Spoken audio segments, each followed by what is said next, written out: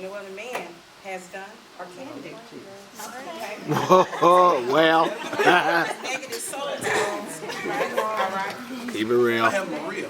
Maria. And Maria, she and I work together. Yep. And nobody know about it, so I'm going to cheat with Maria. And I'm connecting that negative relationship with Maria. All right. We have Larry. Okay, Larry. Yeah, I went through some. See, Larry, he cheated on me. So every man that comes after him, I'm automatically Say gonna it. think they gonna cheat on me I mean, too. yeah. Because I still have this negative soul tie, Oh, Larry. and I don't trust any other man after this. I had a relationship with Becky.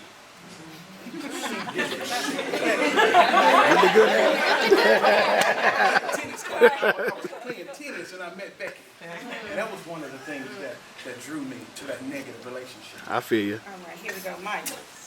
Well, see, Michael, he abused me. Uh-oh. He hit me.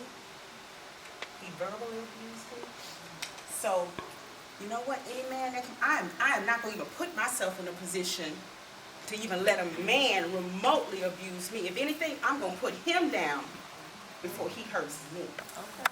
Because of the soul tie of abuse that's still in my spirit. Over time, I began to be hurt by many women. And I said it'll never, ever happen again. I'm going to get back because I'm going to get even. I'm going to be in control. So I went from the 4th to 5th to 6th to 7th to 8th woman. And I was Mr. Mendingo. I was the one that went around trying to do everything I can to get even. I connected myself to something I couldn't do. And when I walk around, do you see who was on my back? I'm connected. Yeah. And sometimes we walk around with things that are on our back and we don't even know it's even there. It's been sitting there for so long dormant and it haven't came out yet because we connected in our soul. So it got in our heart, it got in our spirit. And so we couldn't even let it go because it built up over time. So I got all these different men because I opened myself up to all these different men knowing that they weren't ones that God called for me to be with. So now I got all this stuff in my spirit that I have to get out because I'm not going to be able to be productive in my next relationship because I got all these men, Parts of men that all adds in up my to soul. a pound. Yes. That pound becomes a weight. And you are dragging that dead weight Well. and you haven't released it. Therefore, the relationship you go into next, it cannot prosper. Next one says, don't make that woman, that man or woman, your mini god or idol. So often we find out somebody fine and sexy and she got it going on. And you realize you put her before God. You put, as I'm talking to men, we put them before God. My wife, she is fine and sexy. Go on there, yeah. And she's anointed. Get that but brownie you know point. God comes first. And we get so caught up in a relationship, we would believe everything that they say, everything that they do, and we forget about who we are in our relationship with God. Yes, ladies. Of course, we all want our king on our arm, but we need to serve the first king. Amen. That's who we need to fall in love with first, because he is the one who sets the precedent in our life. He is the one who lets us know our value in him. And so we never should put a man before God. Amen. God comes first no matter what. No matter what. And so, and in that, Strip it off. God will remedy us of those soul ties. And it says, don't compromise your conviction. This is a rehash. Our conviction should never be broken. You know, when we're going through the dating stage, we have a promise ring that says we're going to stay pure, we're going to stay whole. But when you go off to college and it's freak night and it's college, it's fraternity and sororities, and you say, you know what, I got to go out there and do it. Everybody else is doing it. Yep. And your conviction, and you say, oh, it just happened. It didn't happen. It was built up over time. When your conviction, your connection, you lose from God, the image here is showing that he's always on his knees looking to the face of God and say, God, give me strength Amen. to fight it, because it's going to be challenging. Young, single, we've been there. Temptation is something that you don't think you can control, but I guarantee you, enough pressure, you may give in. But True. your convictions Right. Don't compromise your convictions. Don't compromise what God has placed on the inside of you. Because any man that comes into your life, he's going to build you up. And he's going to draw you closer to God. Because that's what God designed him to be. He designed him to be the head. He designed him to be, so he's going to bring you closer to God, not further away from God. If a man is taking you further away from God, you need to reevaluate that relationship. Amen. So just don't compromise your convictions.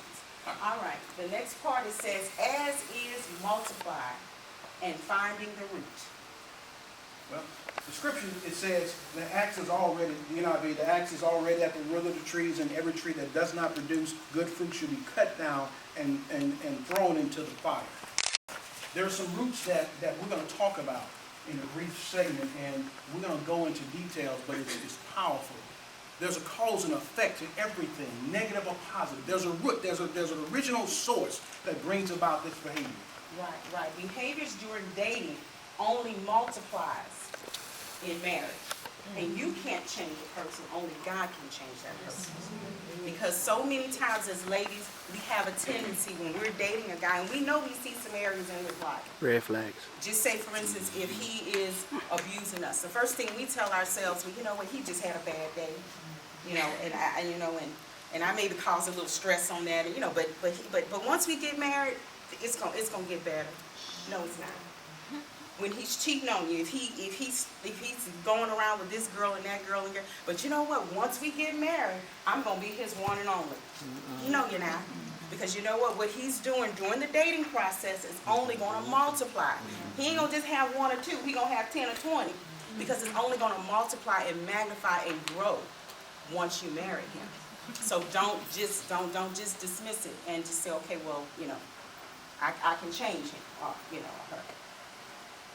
This is one of the things we talked about in our beginning when we started counseling.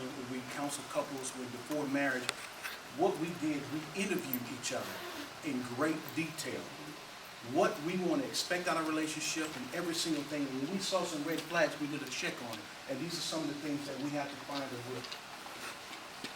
All right, we're going to talk about take off the mask. It says in preparing for marriage, because right now you're in the dating process, preparing for marriage, ask the hard questions and take off the mask.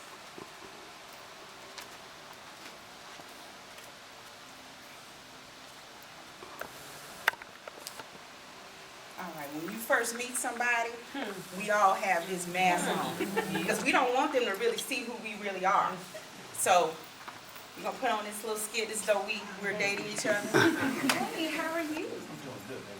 How you doing? All right. They're Barry White on them. Yes. You know what? If you marry me, I will be the perfect wife. You know what? If you marry me, I will be your super man. All right. You know what? See, I don't have any issues, guys. I'm just, I'm just so cute. Everything is just, I'm just perfect. For me, I'm so confident. I'm confident who I am. I'm a grown Man. When that, I know who I am. I know him, and I am unashamed. I am unashamed because I know who I am. But, flip side. All right. Now, I expect to marry this man. Do you think he's someone else? Do you think he's all? See, I got to keep this on because he can't really see who I really am. Because if he really see who I really am, he may not want to be with me. But the thing is that I can't keep this on forever. I can't keep this on forever. I just don't know. I'm afraid of my own shadow. I am not confident that I can really be the man that she wants me to be. But I got to keep this image on. I've never had a woman find like that before. I got to do whatever I got to do. And as long as I can keep this mask on, I think I can make it. All right. Well, I know that we are preparing marriage, but I'm wearing a mask. And I'm wearing a mask. We can't go forth in this relationship and be real with yourself. So you're going to have to take these off. What do we need to do? Let's try to take them off first. It's been embedded. It's in my soul. It's a part. I've been wearing it mask for all these years. It's hard for me to take this off. I can't take mine off either. I'm ashamed. I can't take it off. You know what I think the problem is? Can I trust you? Can I trust you? Well, I need to trust you as a man. I need to know I can have confidence that you won't hurt me. You won't embarrass me. You won't tell my secrets. I have to be able to trust who I am and know that you're going to love me in spite of. Can I trust you? Yes, you can trust me. I'm going to trust you. Can we do this together? give me some sugar.